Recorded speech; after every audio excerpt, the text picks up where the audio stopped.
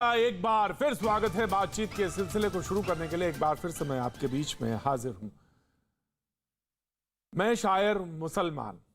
अब ये जो नाम दिया है, प्रोड्यूसर भी नाम देते हैं, ढूंढ ढूंढ के नाम देते हैं, वैसे नाम तो निकाला गया है मैं शायर बदनाम से। बहरहाल आज जो मौजू है मैं उसी पे सीधे आता हूं और उसी से बातचीत का सिलसिला जोड़ता हूं। अब ये बात क्यों कही गई और बात कहां से निकली और बात दूर तक चली गई, वो उसका एक सिलसिला है जिससे आप भली भांति परिचित हैं। मशहूर शायर मुनव्वर राना का कहना है कि यहां यानी इस देश में मुसलमान होना खतरनाक है। अब ये बात क्यों कही उन्होंने, इसके बारे में उनके बेटे की जो गिरफ्तारी हुई और उसके बारे में उन्होंने ये बात कह दी। गरीब शायर को बेटे को परेशान किया जा रहा है। एक सांसद के बेटे ने भी गोली चलाई मगर वो बरी हो गया।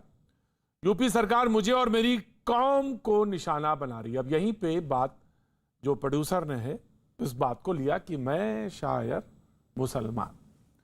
तो मैंने पूछा कि भाई ये नाम क्यों, तो उन्होंने कहा कि इस नाम के पीछे ये उसका लॉजिक है। अब ये बात मुनव्वर राना ने क्यों कही, इसका जवाब भी उत्तर प्रदेश के मंत्री ने दिया और वो जाने माने क्रिकेटर हैं, उन्होंने दिया उसका जवाब। उन्होंने कहा कि मुसलमान के बक्स सामने जो है वो खड़ा एक मुसलमान ही है, तो न्याय किसके लिए हो रहा है ये भी जरा सोचा जाए। बहरहाल मुनव्वर राना जी ने ये बात क्यों कही, ये बहुत नागवार गुजरने वाली बात है, लेकिन उन्होंने कही। तो आज का मौजू और आज की जो बहस, जो आज की बातचीत है वो इसी पर है। और जो हमारे साथ मेहमान जुड़ रहे हैं वो मैं उनसे तारुफ कराऊं। उससे पहले मैं चाहूंगा कि ये जो बात कही उन्होंने उस पर गौर कर लिया जाए और उसके बाद जो मंत्री, उत्तर प्रदेश के मंत्री हैं, उन्होंने क्या जवाब दिया वो भी देख लिया जाए। मैं तेरा नाम न लूं फिर भी लोग पहचाने कि आप अपना तारुफ हवा बाहर की है। तो जाहिर सी बात है कि जब दो इंसाफ के तराजू हो जाए कि एक मुसलमान के लिए अलग, हिंदू के लिए अलग, एक एमपी के लिए अलग, एक फकीर शायर के लिए अलग, तो फिर जाहिर सी बात है कि अब इस मुल्क में शायरी नहीं करना चाहिए। गुंडागर्दी करके, बेईमानी करके, लूट करके, छीन करके एमपी बन जाओ। जिस एमपी को मोहनलालगंज के एमपी को बना दिया गया मंत्री, तो ये तो उसको इज्जत दी गई ना कि उसके लड़के ने ये काम किया, और मुझे जलील किया जा रहा है कि आपके लड़के ने ये काम किया। इसका मतलब ये है कि जाहिर सी बात है कि जो ये खौफ था या जो खौफ है कि हिंदुस्तान में मुसलमान होना बहुत खतरनाक हो गया है। जिसकी जैसी मानसिकता होती है वो वैसी ही बात करता है। सरकार अपना काम कर रही है, कानून अपना काम कर रहा है, और एक अगर हम यूं कहें कि उन्हीं की बात को आगे बढ़ा दें कि एक मुसलमान को ही न्याय दिला रही है।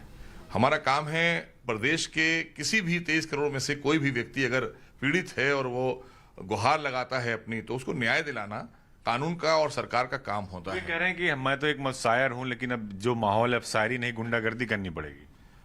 तो वो तो हमेशा से कर रहे हैं। उन्होंने शायरी की जबान में सिर्फ यही तो किया ही है।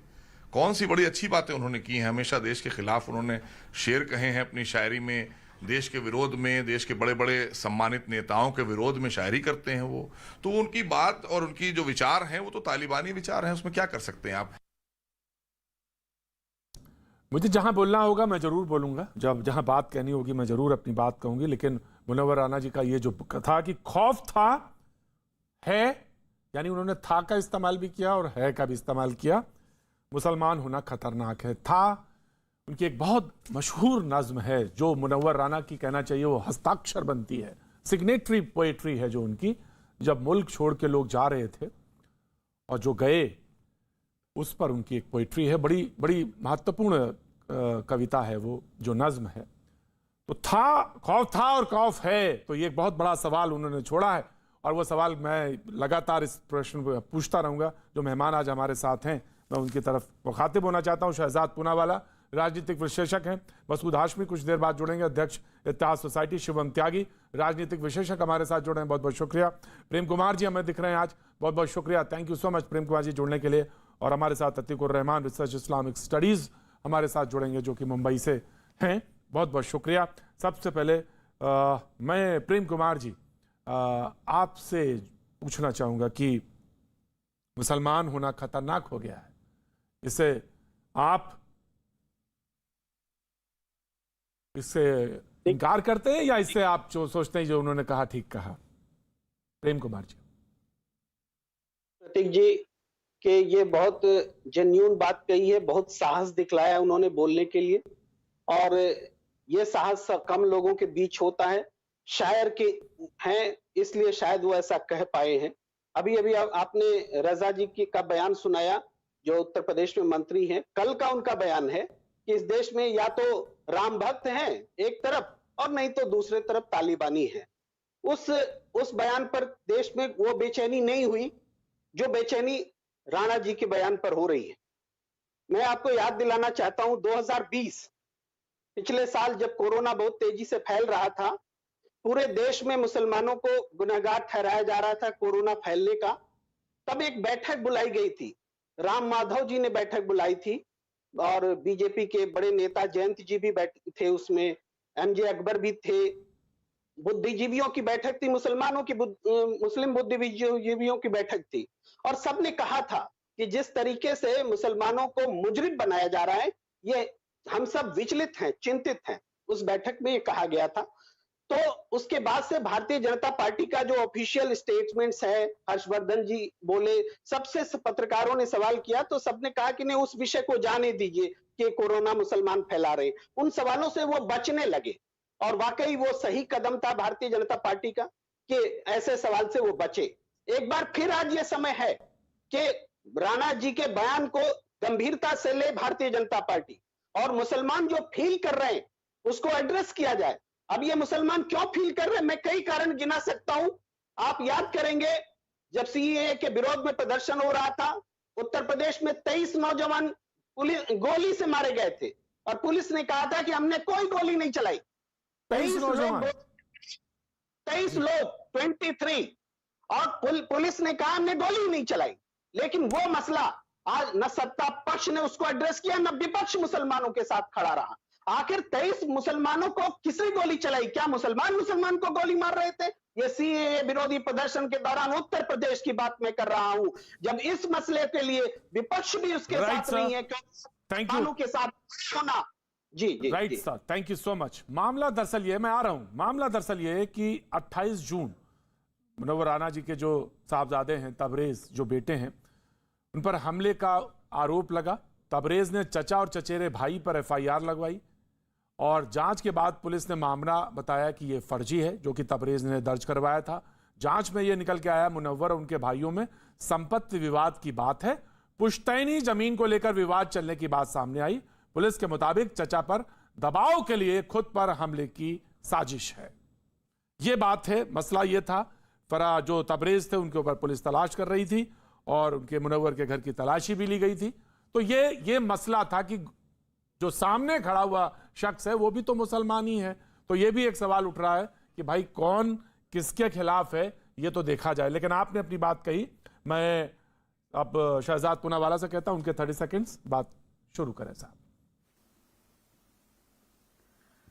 प्रतीक जी, आपके पास और मेरे पास पैन कार्ड होता है, आधार कार्ड होता है, इनके पास विक्टिम कार्ड होता है, मुस्लिम विक्टिम कार्ड। इसका मतलब क्या है? एक है हमारे राहुल भैया, जब परिवार तंत्र पर खतरा आता है तो उनको लोकतंत्र पर खतरा नजर आता है, और एक है हमारे राणा भैया, जब उनको अपने परिवार तंत्र पर खतरा आता है, और पूरे परिवार पर तो एफआईआर हो ही चुकी है, तो उनको लगता है कि पूरे मुस्लिम कौम पर खतरा आ गया है। ये वही राणा भैया है जो साहित्य अवार्ड और बाकी सारे अवार्ड ले रहे थे जब मुजफ्फरनगर दंगे हुए, और जब देश में सबसे बड़े दंगे हुए, चाहे वो मुंबई हो, मलियाना हो, हाशिमपुरा हो, अहमदाबाद दंगे हो, और ये तमाम दंगे, नेल्ली दंगे, ये तमाम दंगे जो हुए वो कांग्रेस के राज्य में हुए, पर तब डर का माहौल नहीं था। You get my point? अब समझो इस बात को, क्या प्रॉब्लम है मैं आपको बताता हूं। प्रॉब्लम यह है कि इस्लामोफोबिया का एक तरफ तो ये रट रखते हैं, और उनकी बेटी जो है सीए का विरोध करती है, और किस बलबूते पर कि सीए में मुसलमानों को भी लाने की परमिशन होनी चाहिए। अरे भाई साहब, अगर इतना खतरा है तो आप ही के कौम के अफगानिस्तान पाकिस्तान के जो बेचारे मुसलमान हैं उनको यहां पर क्यों ला रहे हो राणा भाई? वहीं पर रखो ना सुरक्षित। एक तरफ तो प्रोटेस्ट करेंगे कि वहां के मुसलमानों को भी यहां पर ले आओ, और दूसरी तरफ कहेंगे डर का माहौल है, खतरे का माहौल है। ये देखिए, ये सबसे बड़े लालची और देश में केवल अपनी सत्ता और अपनी पोजीशन को बचाने के लिए बार बार आइडेंटिटी कार्ड खेलने वाली राजनीतिक दल और ऐसे लोग जो है, आज उनका पर्दाफाश हो चुका है। माफी के साथ कहूंगा, मुझे पता है आपको बड़े अजीज लगते हैं प्रतीक जी ये, पर मेरे मन में इनके लिए रत्ती भर भी रिस्पेक्ट नहीं है, क्योंकि ये लोग कहते हैं हिंदू आतंकवादी होता है, ये कहते हैं हिंदू लिंचर होता है। क्या इस परिवार ने कभी उठकर यह पूछा है कि कौन है दिलबर नेगी, कौन है रिंकू, कौन है अंकित शर्मा, कौन है दीपक, कौन है राहुल ठाकुर? ये लोग भी मरे थे, मुस्लिम भीड़ के हाथों मरे थे, इनका भी कत्ल किया गया था। खेताराम बील भी है राजस्थान में, पर कभी हमने वो सुनाई नहीं देता। ये इस्लामोफोबिया और मुस्लिम विक्टिम कार्ड केवल अपनी जब सत्ता बचानी है तब खेलने का इस्तेमाल होता है, चाहे कांग्रेस पार्टी हो चाहे राणा परिवार हो। शुक्रिया सर। अतीकुर रहमान साहब, 30 सेकंड सर आपके। जी प्रतीक भाई, देखिए जो मुनव्वर राणा साहब की हम बात कर रहे हैं, सबसे पहले तो देखिए ये जितने शायर होते हैं, जितने इस किस्म के मैं कहूंगा इंटेलेक्चुअल्स होते हैं, इनका अपना एक एम्बिट होता है, इनकी अपनी एक सोच होती है।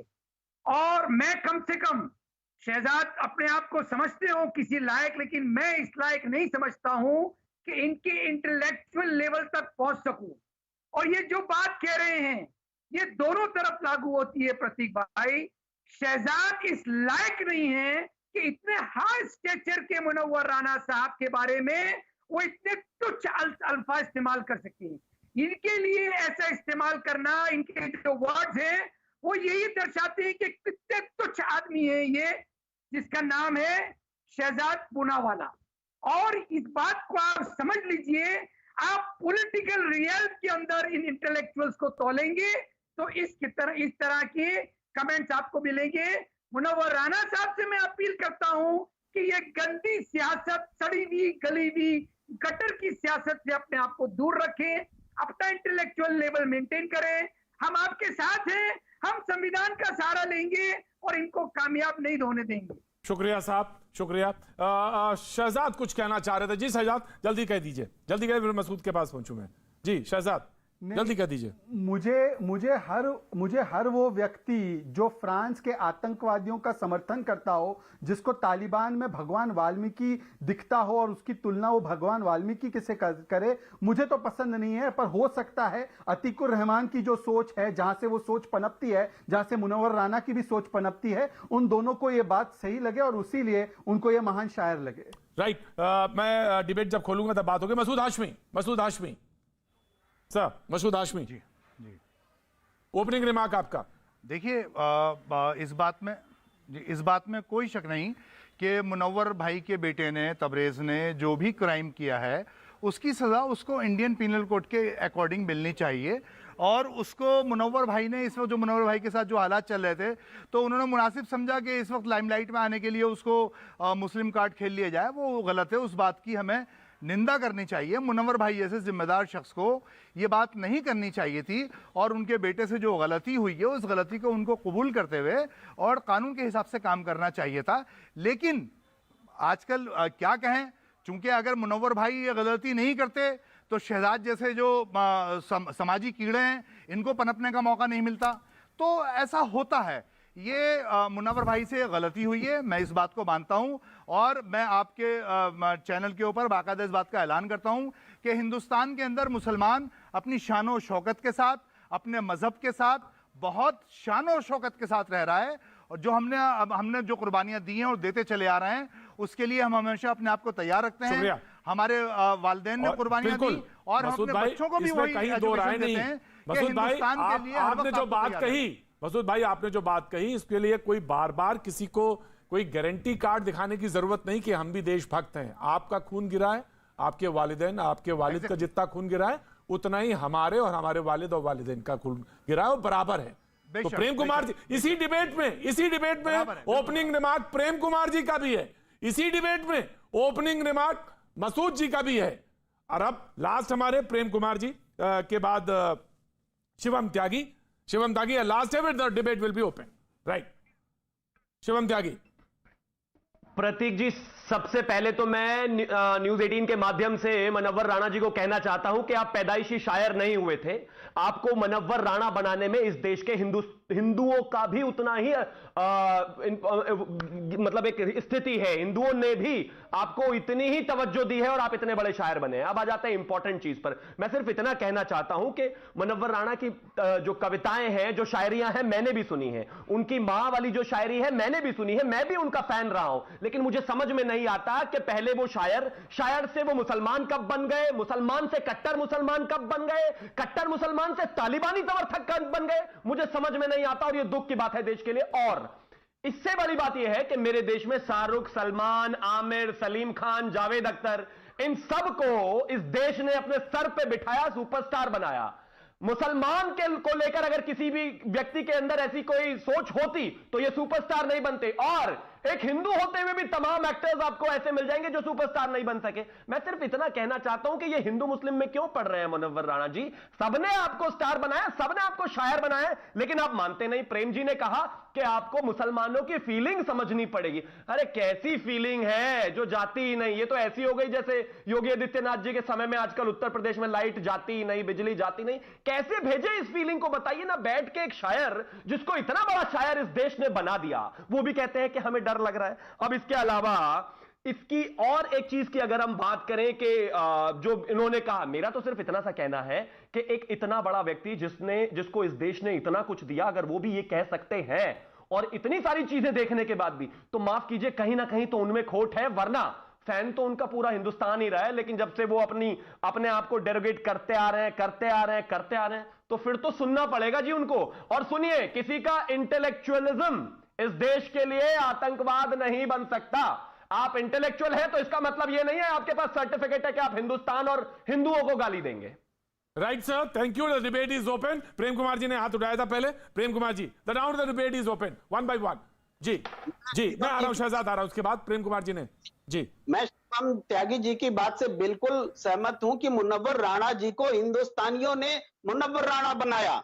और ये हमारा आगे बात खत्म हो जाती है। फिर आप सुनिए, बात खत्म नहीं होती है, लेकिन ये जो भाई, अगर उनको शायर बनाने में हिंदू ने भी उतने ही टिकट खरीदे हैं जितने मुस्लिम ने खरीदे हैं, तो फिर बात कहां रह गई? हम तो प्यार करते थे उनको। इस देश का 80% हिंदू तो उनको मोहब्बत करता था। मां की कविता सुन के मैं भी रो देता था। लेकिन अब कैसे रो दूं मैं जब वो तालिबान का इस देश में? बोलिए। 2014 के बाद से 3 केस, 2014 में गौ रक्षक के नाम पर 3 ये लिंचिंग की घटना हुई। 2015 में 4 गुना ज्यादा 12, 2016 में 24, 2017 में 37, 2018 में 9 और 5 साल में 85 मॉब लिंचिंग की घटना हुई। ज्यादातर मुसलमानों के साथ हुई और उसमें 34 लोग मारे गए। अब मैं इतना कह दूं प्रेम जी, यही तो आपका मानसिक दिवालियापन है। आप मेरे बड़े हैं और मैं सम्मान से कहना चाहता हूं, 89 में 5 लाख हिंदुओं को, पंडितों को निकाल के मार दिया। वो मॉब लिंचिंग दिखाई नहीं दी आपको? 1984 में सिख भाइयों के गले काट दिए गए, उनके केस पकड़कर दिल्ली में खींचा गया, वो लिंचिंग दिखाई नहीं दी आपको? ये 10 मुसलमान में प्रधानमंत्री और शहजाद भाई ने नाम बताया करेंगे, वो नाम रिपीट करना नहीं चाहता। क्या वो लिंचिंग नहीं है? क्या वो लिंचिंग नहीं है? क्या वो लिंचिंग नहीं है? क्या वो लिंचिंग किसी की भी हो गलत, श्री राम पूरे देश में चाहे हिंदू हो या मुसलमान हो, अगर किसी की भी निभाव सिंह को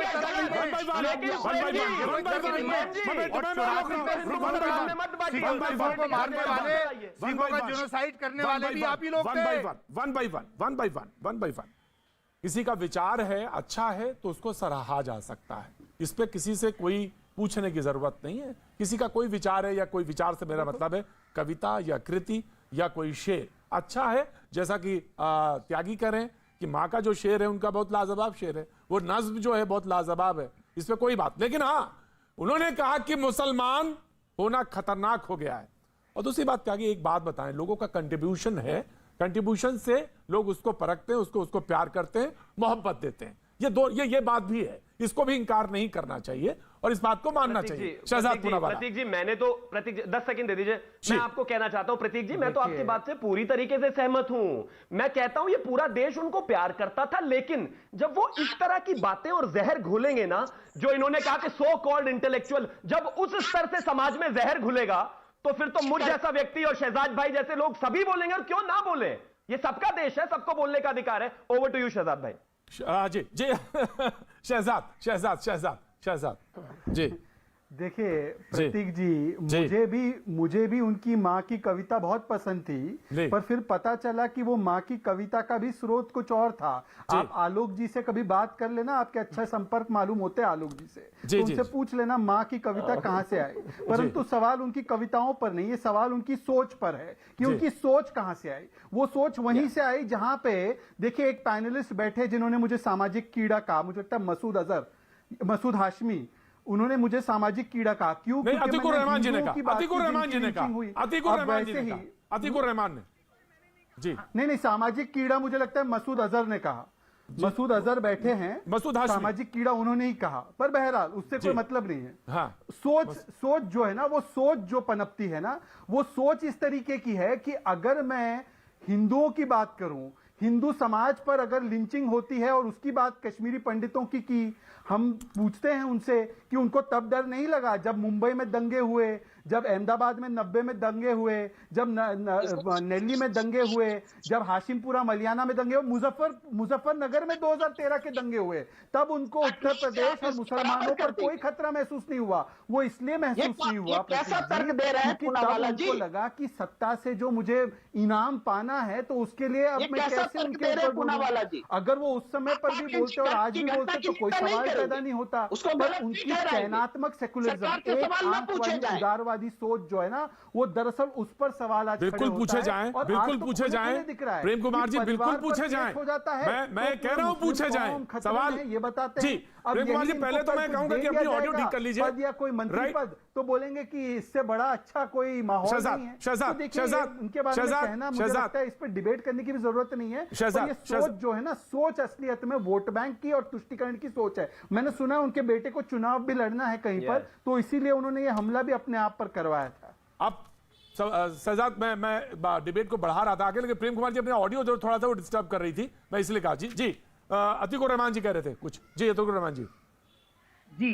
प्रतीक जी, सवाल इतना ही है देखिए, और शहजाद भी इस चीज को कबूल कर रहे हैं कि, और मैं ये सवाल कर रहा हूं कि ये आग कब बुझेगी।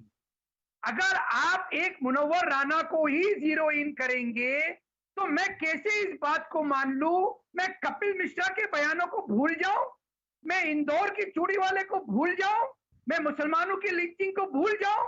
मैं ये कभी भी नहीं चाहूंगा प्रतीक भाई कि एक जवाब देने के लिए मुझे एक और अजदा पैदा करना पड़े, एक और सांप का जहर अपनी लेबोरेटरी में तैयार करना पड़े। ये आग कब बुझेगी? ये जहरीली जबान हम बोलना कब बंद करेंगे? एक मिनट अतीकुर रहमान जी, के लोगों अतीकुर रहमान जी, आपने कहा भारतीय तौर पे अतीकुर रहमान जी, हम लोग अतीकुर रहमान जी माफी के साथ, अतीकुर रहमान जी, अतीकुर रहमान जी माफी के साथ, कपिल मिश्रा है जी। क्या वहां के मुसलमान कपिल मिश्रा से भाग रहे प्लेन पर लटक लटक कर? अब देखिए ये अफगानिस्तान पहुंच गए, क्या ये तुम्हारे डर से ये पाकिस्तान और तालिबान इनके डर से कब बात नहीं, मैं अतीकुर रहमान जी, अतीकुर रहमान जी, आपने एक बात कही, एक सेंटेंस बोला कि पैदा करना पड़े, कि लैब में एक पैदा करने, मतलब वो बात क्लियर करिए, वो बात समझ में नहीं आई। जी अतीकुर रहमान जी, बुरहान वानी और अफजल गुरु को अपना आइकॉन मानते हो आप? और एक मिनट शहजाद पूनावाला बोलेंगे हम आपको अफगानिस्तान के बारे में बिल्कुल याद दिलाएंगे। शहजाद पूनावाला, राइट। अतीकुर रहमान जी, वो बात क्लियर करिए आप जो आपने बोली। यस जी। जो पॉलिटिकली मोटिवेटेड हैं, जो पॉलिटिक्स में हिस्सा लेना चाहते हैं, जो अपने आप को फ्रिंज एलिमेंट से मेन स्ट्रीम बनाना चाहते हैं, उन लोगों के लिए हम एक ओपन प्लेटफॉर्म छोड़ देते हैं कि एक कपिल मिश्रा के लिए एक मुनव्वर राना होना चाहिए, या एक कड़वी बात करने के लिए दूसरा कड़वी बात करने वाला होना चाहिए। मैं चाहता हूं ये आग बुझाने की बात कौन करेगा प्रतीक भाई? अगर बिल्कुल। मीडिया भी इसके अंदर शामिल हो जाएगा, बहुत सारे एंकर ऐसे हैं जो इस चीज को आग लगाने में, इस पे घी डालने का काम कर रहे हैं। हम कौन से ऐसे नागरिक पैदा करेंगे उस लेबोरेटरी के अंदर जो ये आग बुझाएंगे? मुझे कोई नजर नहीं आ रहा है और मुझे ये दुख के साथ कहना पड़ रहा है कि हम अपने संविधान के साथ में एक सुरक्षा का माहौल चाहते हैं। मैं एक बात कहना चाहता हूँ, रुकिए नो, मैं एक बात कहना चाहता हूँ, मैं भी कहना चाहता हूँ, मैं भी कहना चाहता हूँ, डिबेट का हिस्सा हूं और मुझे भी बोलने का अख्तियार है। और जो बात आपने कही अतीकुर रहमान जी, बिल्कुल उस बात को मैं बड़ी संजीदगी के साथ और बहुत बहुत गंभीरता से लेते हुए, ये बात सच है, मैंने हर बार कहा है डिबेट में और इस बार भी कह रहा हूं कि अगर आप मलहम नहीं लगा सकते तो घाव में नमक मत डालिए, कम से कम ये मत, बराए मेहरबानी ये काम मत करिए। और इसमें अगर आपने मीडिया की तरफ इशारा किया है तो बहुत संजीदगी के साथ और बड़ी गंभीरता के साथ इस सवाल को लेना चाहिए सबको कि हम सोसाइटी में बार बार रोज रोज जो कर रहे हैं ये ठीक नहीं है, हमको इसमें मलहम लगाने का काम करना चाहिए। लेकिन ये बयान जब आता है, जब ये बयान आता है कि यहां मुसलमान होना खतरनाक है, मैं कहना चाहता हूं किसी ने तो रोका ही था ना कि मत जाइए, ये मुल्क आपका है, आपके वालिदों का यहां पे खून गिरा है। कौन था वो? किसी ने तो रोका था, तभी आप रुके थे ना, हम सब लोगों ने रोका था और आप रुके और बराबर से शरीक रहे। लेकिन इन 70 सालों में क्या हुआ ये जानना बहुत जरूरी है, इस सवाल को टटोलना बहुत जरूरी है कि ऐसी कौन सी बातें हुई जिसकी वजह से आज ये मुनव्वर राना जैसे शख्स ये कह रहे हैं कि यहां मुसलमान होना खतरनाक है। ये सवाल बहुत गंभीर है। जी मसूद हाशमी। प्रतीक जी, मुनव्वर राना ने एक पूरी बुकलेट लिखी है मुहाजिरनामा के नाम से। जी, मुहाजिरनामा, और उन्होंने पाकिस्तान के उन मुसलमानों को संबोधित किया है जो यहां से हिंदुस्तान छोड़ के पाकिस्तान चले गए थे।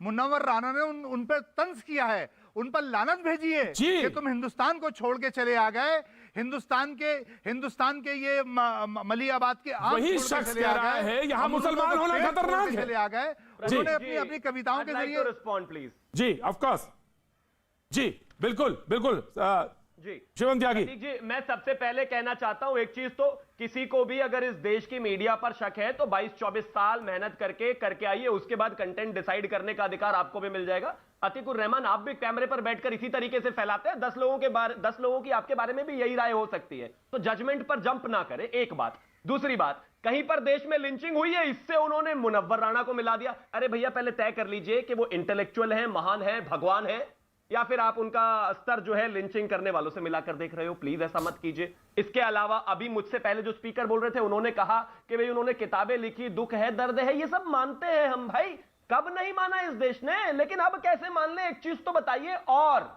इस देश में कपिल मिश्रा ने कभी भी तालिबान, देश विरोधी एजेंडा चलाने वाले लोगों का धर्म के नाम पर समर्थन नहीं किया। देश में रहते हैं, देश की बात करते हैं। शिवम, तालिबान के डर से कब बाहर निकलोगे? कहोगे तालिबान का डर तुम्हारे जहनों पर इतना छा गया, पाकिस्तान और तालिबान के डर से बाहर निकलो। हम तालिबानियों से थोड़ी ना डरते हैं, हम कौन सा उनको सलामतें भेज रहे हैं, मोहब्बतें भेज रहे हैं। अरे वो डरी तो है तुम्हारे लाशऊर के अंदर डर बैठ गया तालिबान का। हम डरेंगे? हम तुम्हें यकीन दिलाते हैं, तुम पहले हमारे सीने होंगे, हमारी छातियां होंगी तालिबान के सामने, और तुम्हें हम बचाएंगे तालिबान से। तालिबान से मत डरो, तालिबान की डर लगा रखी है, वो डर लगानी बंद करो। पाकिस्तान से डरेंगे हम, उस डर से डरेंगे और आप डराएंगे हमें। पहले आगे हमारे सीने होंगे, तालिबानियों के लिए बैटिंग करना शुरू कर दिया मसूद हाशमी ने बैठकर। अब फिर अगर इनको कोई देशद्रोही कहे तो इनको बुरा लग जाता है, और तालिबानियों के लिए बैटिंग करना नहीं करना चाहिए तालिबानियों से। तुम्हें बचाने के लिए हमारे सीने आगे होंगे भाई, बिल्कुल तालिबान से इतना मत डरो, तालिबान की बात मत करो बार-बार, सीना नहीं, तालिबान की बात मत करो, आपका सीने की आवश्यकता नहीं, हम दोनों ही भाई हैं, लेकिन तालिबान से डराओ मत मुझे, तालिबान से मुझे मत डराओ, मैं नहीं डरता भाई, बिल्कुल नहीं डरता। रोज बैठकर मेरे भाई, जितना बेहतरीन तरीके से क्रिटिसाइज हो सकता है, हम क्यों तालिबान से, हम क्यों डरेंगे भाई? हम तो बिल्कुल नहीं डर रहे, बिल्कुल नहीं डर रहे, कह तो रहा हूं आपके सामने। अब क्या लिख के चिट्ठी भेज दूं कबूतर के हवाले पे? नहीं डर रहा। आप अगर डराना चाह रहे हैं तो भी नहीं डर रहा, मुनव्वर राणा भी अगर डराना चाह रहे हैं तो भी नहीं डर रहा, और सब मिलकर भी डराना चाह रहे हैं तो भी नहीं डर रहा, कोई नहीं डर रहा उनसे। अरे वो है क्या जो उनसे कुछ डरेंगे हम? सवाल डर का नहीं है। मुनव्वर राणा की एक काम कीजिए, मैं पीसीआर सवाल डर का नहीं है, सवाल डर का नहीं है। मैं नहीं, सवाल डर का नहीं है, स्पीच चला दीजिए। सवाल डर का नहीं है। नहीं, मैं रोक रहा हूं। सवाल डर का नहीं है। सवाल यह है कि जो गलत है वो गलत है, जो सही है वो सही है, इसका है। और ये मुल्क बराबर है, मैंने बराबर कहा, सबका, इसमें कहीं कोई शक नहीं। किसी को सर्टिफिकेट दिखाने की जरूरत नहीं या सर्टिफिकेट लेके आने की जरूरत नहीं। अगर कल कपिल मिश्रा का बयान गलत है तो एंकर को कहना पड़ेगा कि एंकर वो गलत है, वो गलत है। और अगर वो नहीं बोलता है तो ये समझ लीजिए कि वो फिर पत्रकारिता के साथ न्याय भी नहीं करता। अगर आप कहते हैं वो गलत है तो गलत है, गलत है तो गलत है। लेकिन हां, ये बात भी सच है कि यहां इस मुल्क में यह आजादी है कि हर आदमी सुकून के साथ रह सके। जब वो कहते हैं मसूद हाशमी कि उनका बयान गलत है, मुसलमान यहां पे डरा नहीं है या ना कोई खौफ ज़दा है ना खतरनाक है, तो मसूद हाशमी की इस बात का यहां पर स्वागत किया जाना चाहिए। शिवम त्यागी जी, शिवम। नहीं प्रतीक जी, लेकिन लेकिन कपिल मिश्रा जी का गलत कैसे? इस देश में देश को गाली देने वाले तो आए दिन सुबह से शाम तक 370 बयान है, सब गलत है। वो जो गाली दे रहे हैं, मुल्क को गाली देगा कोई मुल्क को गाली देगा, कोई मुल्क से ज्यादा बड़ा हो गया, कोई मुल्क से ज्यादा बड़ा हो गया, ये कोई मुल्क से ज्यादा बड़ा हो जाएगा। ऐसा है तो ये सही है, उसने उसको मारा, तुमने इसको मारा, उसने इसको मारा, तुमने इसको मारा, यही कहते रहोगे। अपने आप को गद्दार कौन मानता है ये तय कर लीजिए। मैं कहता हूं देश के गद्दारों को तो वैसे ही डील करना चाहिए। अब मैं तो नहीं मानता अपने आप को गद्दार, कोई मेरे घर के सामने खड़े होकर कहने लगे देश के गद्दारों को गोली मारो, जो भी है, तो मैं तो गद्दार नहीं हूं, मुझे तो बुरा नहीं लग रहा। लेकिन किसी के मन में खोट है, उनको क्यों बुरा लग रहा है? डिप्लोमेटिक बात मत करो, डिप्लोमेटिक बात मत करो शिवम, ये तुम भी जानते हो, तुम्हारा हाईकमान भी जानता है। वक्त एक छोटे से ब्रेक का है, वक्त एक छोटे से ब्रेक का। ब्रेक से पहले, जाने से पहले एक छोटी सी बात ये कि अगर कोई गद्दार है और गद्दार का मतलब होता है ट्रेटर, तो उसको आइडेंटिफाई किया जाना चाहिए और उसको सजा देना चाहिए, और उसकी सजा वही है फांसी, इसके अलावा कोई सजा नहीं। अगर कोई ट्रेटर है तो बार बार नारे लगाने से ना तो कोई देशभक्त हो जाएगा और ना ही कोई देशभक्ति का सर्टिफिकेट किसी को मिल जाएगा। वक्त एक छोटे से ब्रेक का, ब्रेक के बाद फिर आता हूं।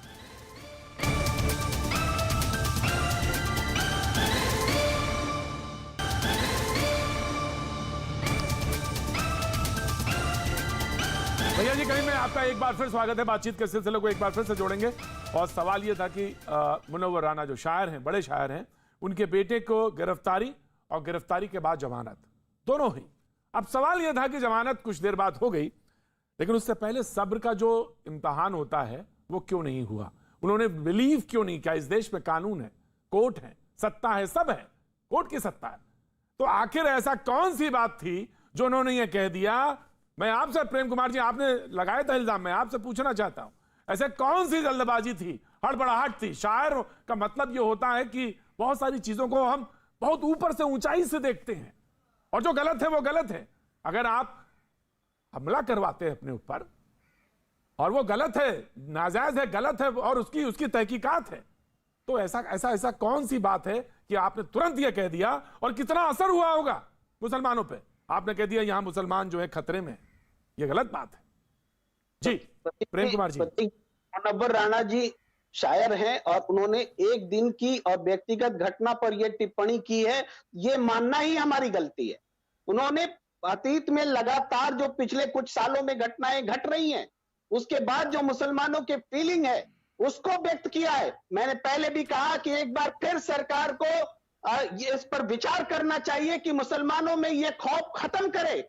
जब मुसलमान, अगर अल्पसंख्यक अगर खतरे में है, खौफ में है, तो ये बहुसंख्यक का जिम्मा होता है कि वो उसको साथ में रखे। और यही इसी विश्वास के साथ Shehzad Poonawalla, very short answer लूंगा मैं, कि खतरे में है और अगर उसके दिमाग में है तो ये बहुसंख्यक की जिम्मेदारी है कि वो उसके दिमाग से वो खौफ खत्म करे। शहजाद पूनावाला, मैं जानना चाहता हूं आप भी हैं खौफजदा क्या? देखिए, मुझे नहीं लगता, हाँ, नहीं, मैं खौफजदा नहीं हूँ। हाँ, पर आतंकवादी और भ्रष्टाचारी खौफजदा है, और सेकुलरिज्म की कबर ढोने का काम केवल एक समुदाय पर नहीं है। हम सब इक्वल नागरिक है तो हम सबकी जिम्मेदारी होनी चाहिए। पर मैं प्रतीक जी आपको विश्लेषण करके बताता हूं डर का माहौल क्यों है। You will get my point. आप समझिए, अफजल गुरु को फांसी होती है तो डर का माहौल हो जाता है, याकूब को फांसी होती है तो डर का माहौल हो जाता है। आपको याद होगा बुरहान वानी को मार दिया तो डर का माहौल पसर जाता है। राम मंदिर का फैसला आ गया तो बहुत ज्यादा डर का माहौल हो जाता है। 3 तलाक का कानून बन जाता है तो और भी डर का माहौल बन जाता है। तो यू गेट माय पॉइंट कि डर का माहौल क्यों बनता है। ये डर का माहौल नहीं है, ये तुष्टीकरण की राजनीति। उन घटनाओं को किसी मुसलमान ने समर्थन दिया हो, इससे तुष्टीकरण की राजनीति। एक मिसाल पहले आप दोगे, आगे बढ़ोगे। डर का माहौल है। आपके इल्जाम लगाने से, आपके चेंचे करने से बात कुछ नहीं आती। एक मिसाल दीजिए आप। एक सेकंड, ये मसूद अजहर जो है, मसूद अजहर जो है, ये मसूद अजहर जी जो है, मसूद अजहर जी जो बोल रहे हैं यहाँ पे, या बात की हो। देखिए प्रतीक जी, मसूद अजहर जी फिर से बोल पड़े। मैं मसूद अजहर जी से एक ही सवाल पूछना चाहता हूं। फ्रांस के हत्यारों का समर्थन, आतंकवादी हत्यारों का समर्थन इस व्यक्ति ने किया था, मुनव्वर राणा ने, और कमलेश तिवारी को भी मारा गया किस तरीके से कुछ लोगों ने, आतंकवादियों ने। क्या नहीं, एक सेकंड, मेरा सीधा सवाल है प्रतीक जी, क्या मसूद अजहर जी यहाँ पर फ्रांस के हत्यारों को, जिन्होंने हत्या की थी, जिन्होंने एक कैरिकेचर बनाने के लिए हत्या की थी, क्या उनका खंडन करेंगे? क्या कमलेश तिवारी के हत्यारों का खंडन करेंगे? हिंदुस्तान के कानून ने क्या किया? प्रतीक जी, मेरा सवाल सुना आपने, दर्शकों ने भी सवाल सुना होगा। तो हिंदुस्तान की हुकूमत, जी देखिए, ओवरलैप आपके शो में हो, नहीं मसूद, वन बाय वन आपके शो में ओवरलैप हो अच्छा नहीं लगता। वन बाय वन, मैं वन बाय वन। एक सिंपल सवाल है, मैं सिंपल सवाल 10 सेकंड में खत्म करता हूं। फ्रांस के जो हत्यारे आतंकवादी, जिन्होंने एक आदमी को इसलिए मार दिया क्योंकि उसने एक तस्वीर बनाई, उसका समर्थन किया, उन्होंने कहा सही किया, क्या मसूद हाशमी की भी यही सोच है? क्या वो समर्थन करते, क्या वो इसका खंडन करेंगे? मसूद हाशमी सर, जो कोई हमारे रसूल की शान में गुस्ताखी करेगा, जो कोई भी हमारे इस्लाम की शान में गुस्ताखी करेगा, उसका सिर्फ फ्रांस में नहीं, दुनिया के किसी भी कोने में जो हशर किया जाएगा वो हम तुम्हें दिखाएंगे। मेरी बात सुन लीजिए। देख लिया, ये खुलेआम धमकी दे रहे हैं, कहाँ थी ये हिंदुस्तानी खुलेआम हिंसा की बात कर रहे हैं। हिंदुस्तान का कानून, ये सोच कहाँ थी है, हिंदुस्तान ये की तालिबानी पुलिस? सोच अगर है, मुनव्वर राणा ये ने कोई जुर्म किया था, सोच का उसको यहाँ पर बयान करने से क्या मतलब बनता क्या है?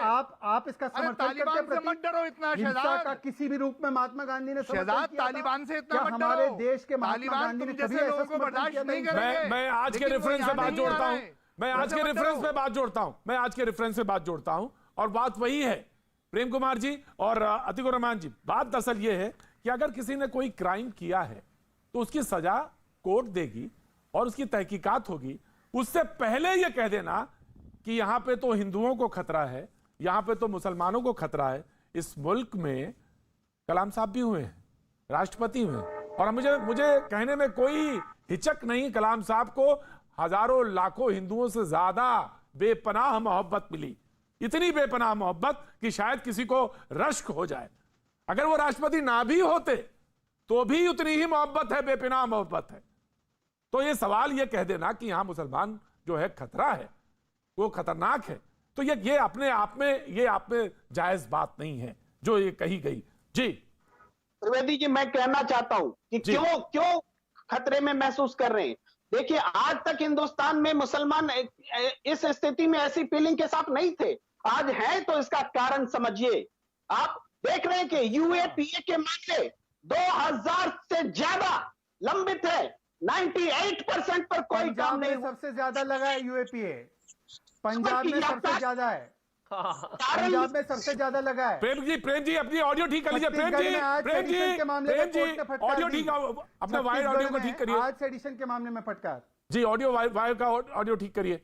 प्रेम जी आ रहे से पहले में यूएपीए के मामले पंजाब में सबसे ज्यादा लगे हैं। प्रेम जी अपना ऑडियो ठीक करिए। जी बोलिए, जी बोलिए, जी बोलिए प्रेम जी। जी मैं कह रहा हूं कि जो यूएपीए के मामले हैं हिंदुस्तान में 98% लंबित है, और उत्तर प्रदेश में आप देखिए मुसलमानों को, दलितों को, ये लोग या फिर पॉलिटिकल जो विक्टिमाइज है जो कि कम्युनिस्ट बोल के, वामपंथी बोल करके उनको ये यूएपीए में डाला गया है। राजनीतिक विरोधी, इसलिए मुसलमान खुद को असुरक्षित महसूस कर रहे हैं। मुसलमान असुरक्षित महसूस करते हैं क्योंकि जब उपद्रव हुआ, उपद्रव के नाम पर मुसलमानों से संपत्ति वसूलने के लिए उत्तर प्रदेश में चस्पा कर दिए गए, होर्डिंग डाल दिए गए। क्या उससे पहले या उसके बाद क्या इस देश में उपद्रव नहीं हुए? मुझे बताया जाए, मुझे कोई उदाहरण बताया जाए जो उत्तर प्रदेश में मैं प्रेम जी उदाहरण बताया जाए, कोई उदाहरण बताया जाए उत्तर प्रदेश में दंगे का जो हुआ हो, बड़ा दंगा। नहीं, मैं कह रहा हूं कि सीएए के जो उपद्रव हुए, जो कि 1000 से ज्यादा आज वही सीएए के लिए कह रहे हैं आप, प्रेम जी, आज वही सीएए के लिए कह रहे हैं आप कि अच्छा है कम से कम इसमें मुसलमानों को भी जोड़ दिया जाए। आज मनजिंदर सिंह जी उसी को लेकर कह रहे हैं कि 2021 तक कट ऑफ डेट कर दीजिए भाई। उसके लिए आपने सालों इस देश की सड़कें बंद रखी, आज उसी सीएए के फेवर में आप चिल्ला रहे हैं। आज पूरा देश मान रहा है कि सीएए सही था और उसी की वजह से 1 साल तक शाहीन बाग बंद करके रखा आपने। एक और इंपॉर्टेंट पॉइंट प्रतीक जी मैं यहां पर ऐड करना चाहता हूं। इनका कहना है कि देश में माइनॉरिटीज को बड़ा दर्द है, बहुत डर का माहौल है। आप मुझे एक चीज बताइए, क्रिश्चियन यहां पर 2.78% है, सिख यहां पर 2.08% है, बुद्धिस्ट यहां पर 0.84% है, जैन यहां पर 0.74% है। उनको कभी डर नहीं लगा, कभी डर नहीं लगा उनको। वो आराम से इस देश में रह रहे हैं, सुकून से है। किसी एक के सामने कैमरा ले जाइए और कहिए कि भैया आप माइनॉरिटी होने के नाते आ रहा हूं मसूद भाई, आ रहा हूं। बिल्कुल नहीं कहेंगे। ये 22% वाले डर रहे हैं। डर उन 22% को नहीं है। लेकिन माफ कीजिए, अगर कोई देश के खिलाफ और कोई आतंकवाद की घटना का आप अपने धर्म से जोड़कर वर्णन करते हो तो माफ कीजिए, फिर तो आपको डरना ही पड़ेगा। और एक और चीज, जैसा कि बीच में अभी बात आ गई थी, वही मैं रिपीट कर देना चाहता हूं कि गुस्ताखे रसूल की एक ही सजा, तनसर से जुदा, तनसर से जुदा। शहजाद भाई, आप एक अच्छे इंसान हैं, सामने जो बैठे हैं वो कैमरे पर कह रहे हैं। ये कहावत तो मैं आज तक सोचता था कि कहीं आतंकवादियों के इधर चलती होगी, तालिबान वगैरह में। टीवी पर बैठकर चैलेंज दे रहे, कह रहे गला काट देंगे हम आपका कोई ट्रायल नहीं होगा, कोई फैसला नहीं, गला नहीं काटेंगे, कोई उससे सुनवाई भी नहीं, बुरा हाल फैसला करेंगे। on the गला spot, काटना तो गर्दन बहुत अलग। आसान काम है। ये देखिए, शिवम, अब इसको इंटरप्रिटेशन आतंकवाद नहीं कहा जाए तो क्या कहा इंटरप्रिटेशन जाए? नहीं, शिवम इंटरप्रिटेशन नहीं, शिवम इंटरप्रिटेशन नहीं, मैंने कहा इंटरप्रिटेशन करिए। नहीं इंटरप्रिटेशन नहीं,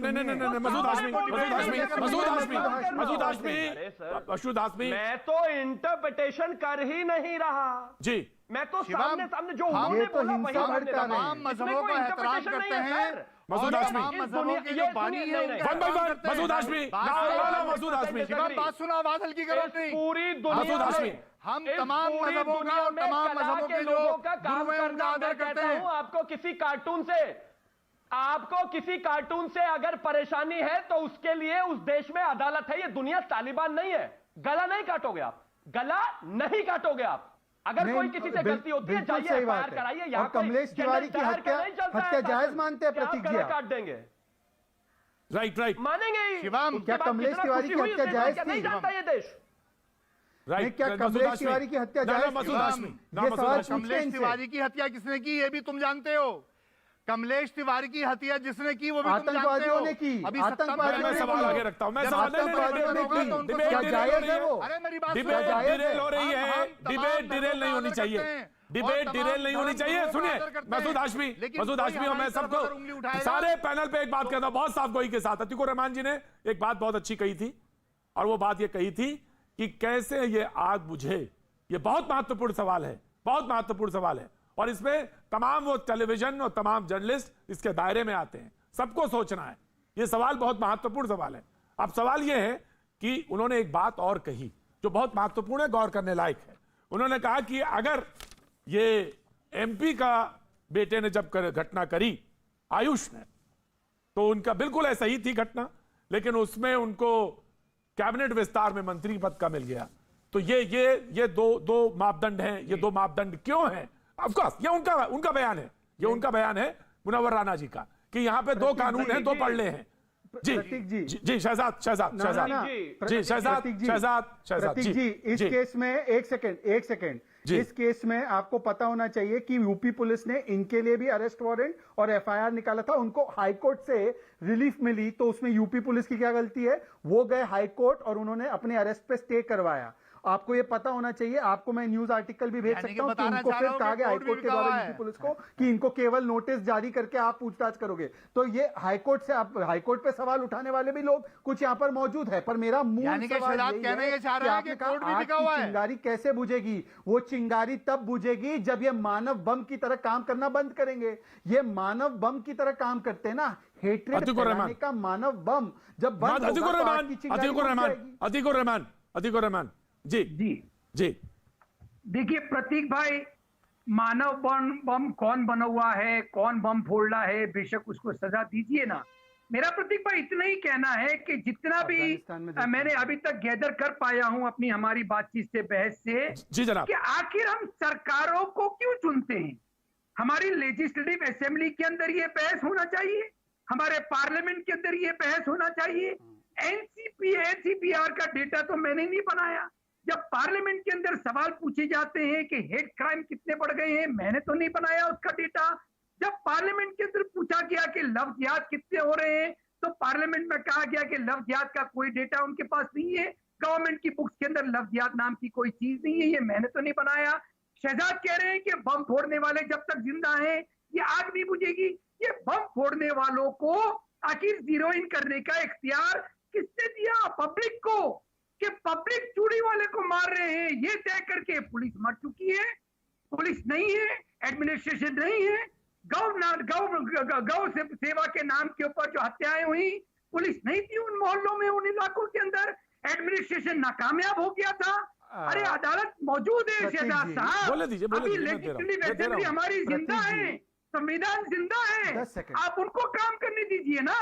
राइट प्रतीक सर, जी, फुटपाथ ठीक पे है, तो अब कानून इनकी तय बात नहीं आई, होगा। मुझे एक जी 10 सेकंड दे दीजिए। जी बिल्कुल शहजाद पुनावाला। हाँ नहीं, जी। बिल्कुल बात सही है। प्रतीक जी, आपको याद है गाजियाबाद लोनी की वो घटना, 72 साल के आदमी के साथ आपराधिक घटना को सांप्रदायिक घटना किसने बनाया? जय श्री राम का एंगल उसमें घुसेड़ कर। ये कौन कर रहा था? ये हिंदू मुस्लिम एकता की बात हो रही थी, या ये समाजवादी पार्टी का उमेद पहलवान और इनकी पूरी इकोसिस्टम मिलके जय श्री राम और हिंदुओं को बदनाम करने के लिए और पूरा इसको सांप्रदायिक एंगल देने के लिए कौन ओवर टाइम मानव बम का काम कर रहा था? मैं इनको पूछना चाहता हूं कि जब हिंसा की घटनाएं होती है और जिसमें आपको दिखता है कि एक इस्लामिस्ट बिगेटरी है, कश्मीरी पंडितों को मारा गया, आप कब कभी निकलते हैं अवार्ड वापसी करने के लिए? कभी आप प्रोटेस्ट रखते हैं कि लिंचिंग कैसे हो गई इतने सारे हिंदुओं की? कभी आपने आवाज उठाई? कभी ये मसूद अजहर ने आवाज उठाई कमलेश तिवारी को मारा गया उसके लिए? कभी उन्होंने कही बात रिंकू शर्मा के लिए? उनके घर के पास में ही रहते हैं। कभी उन्होंने अंकित शर्मा के बारे में बात की जिसको 400 बार चाकू से गोंद दिया गया? नहीं करेंगे। और ये केवल एक लॉ एंड ऑर्डर की घटना को इस्तेमाल करके उसको सांप्रदायिक तड़का देकर अपनी वोट बैंक की राजनीति करेंगे। इसीलिए ये डरे हुए हैं क्योंकि इनकी राजनीति पर सर्जिकल स्ट्राइक। एक छोटा सा अभियान चला, शौचालय बने, कुछ कहना क्या चाह रहे हैं मोहम्मद अतीकुर रहमान जी? जी मोहित में फर्क हुआ?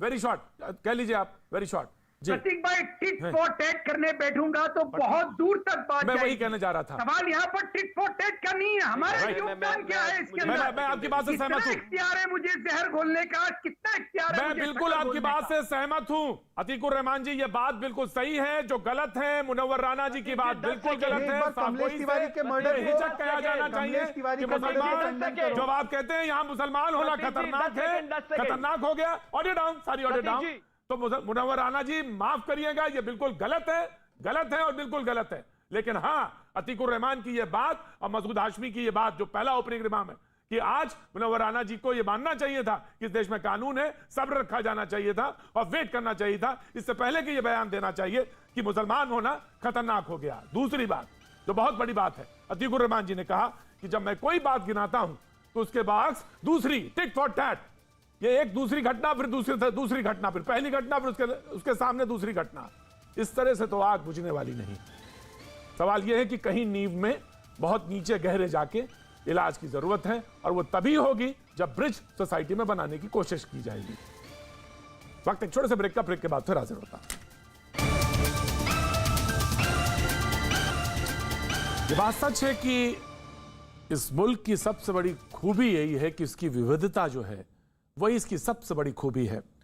और जो आइन है, जो कॉन्स्टिट्यूशन है, उसके जो 4 पाए हैं, जो उस पर सबका विश्वास टिका हुआ है, वही सबसे बड़ी ताकत। और इससे किसी को इतर जाने की, बाहर जाने की जरूरत नहीं, और इसी पे टिके रहने से ही सारी समस्या का हल भी है। और जो गलत है उसको गलत कहा जाना चाहिए। और ये बात कह देना कि यहाँ पे कोई खतरा है मुसलमानों को या कोई खतरनाक हो गया, ये इस बात को दर्शाता है कि शायद आप कहीं चूक रहे हैं, आप गलत हैं, और जो गलत है उसको गलत कहा जाना चाहिए। रही बात वो कि आज मैं बात जब खत्म करूं तो मैं प्रोफेसर वसीम बरेलवी साहब का एक शेर कहना चाहता हूं, और वो ये है कि वो मेरे घर नहीं आता, मैं उसके घर नहीं जाता। वो मेरे घर नहीं आता, मैं उसके घर नहीं जाता, मगर इन एहतियातों से ताल्लुक मर नहीं जाता। आज अभी सिर्फ इतना, कल फिर होगी मुलाकात। बने रहिए।